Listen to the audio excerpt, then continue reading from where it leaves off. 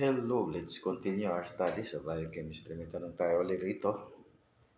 Welcome back to JB Tigianan, your chemistry and engineering tutorial or engineering and chemistry tutorial. So, doon po sa hindi pa nag-subscribe, please subscribe sa aking po channel para marami po tayong makakasama sa ating pag-aaral.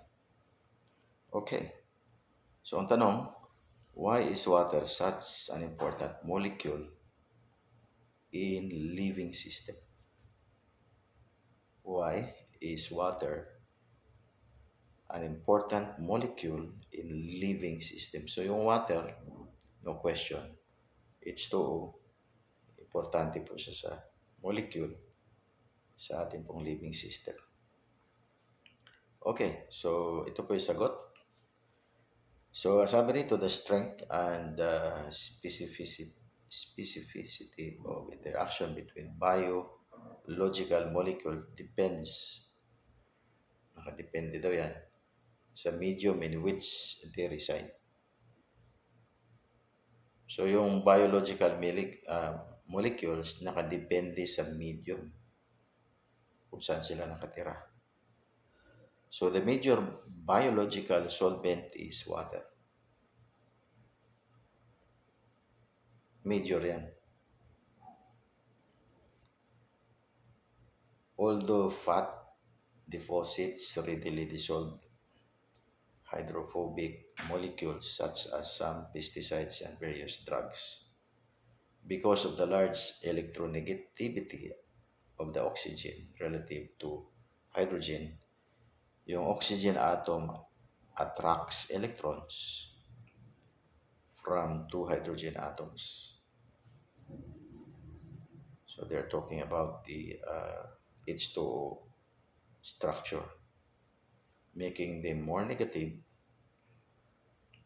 and leaving the hydrogen atom with net positive charge. So hydrogen bond. Alam naman natin, hydrogen bond attracts valence, no? Lone pair electrons. So thus water molecules are highly polarized, di ba? Polarized, ibig sabihin, attracted. Na-attract siya sa opposite charge. Di ba? Parang sa magnetism, north pole at saka south pole attracts each other.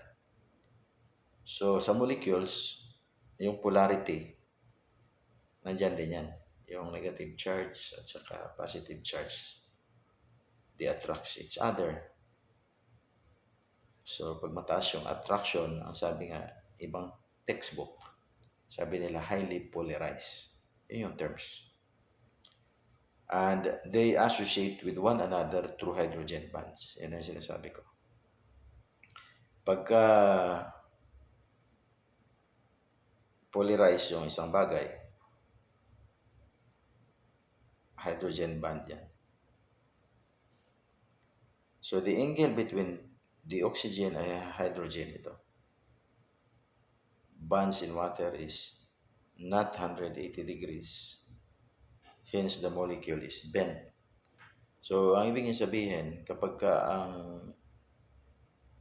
di ba, alam naman natin yan, mga chemist, na yung bonding ng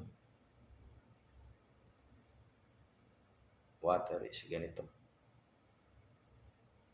Hydrogen to hydrogen yan, single bond. This is your oxygen atom. So may dalawa ka pang lone pair dyan na hindi nag-participate.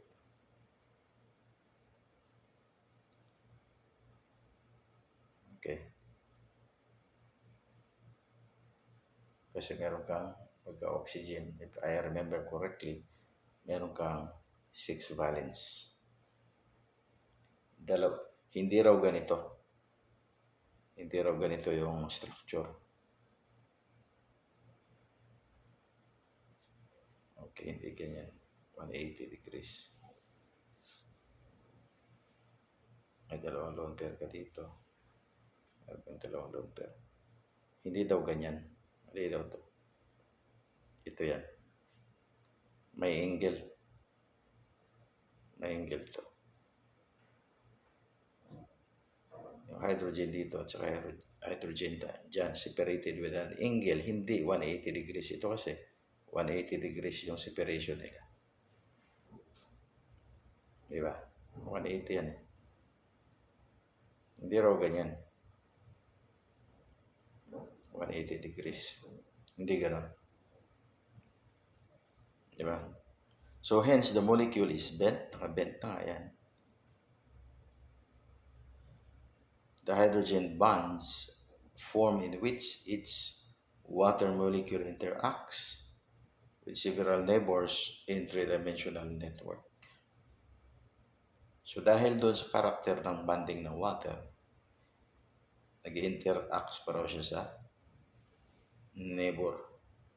neighboring, sa neighbors in three-dimensional network. So naka three-dimensional pa siya.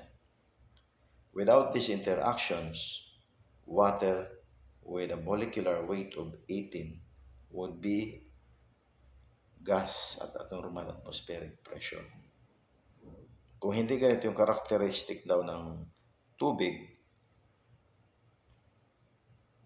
pagka ang kanyang molecular weight is 18 lang, gas na siya sa normal atmospheric pressure and temperature.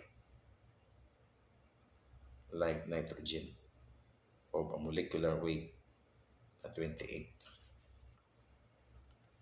So, yan po, napakahalaga ng water at in-explain natin dito kung bakit ganon siya kahalaga. Yan lang po, I hope nakatulong. Thanks, bye.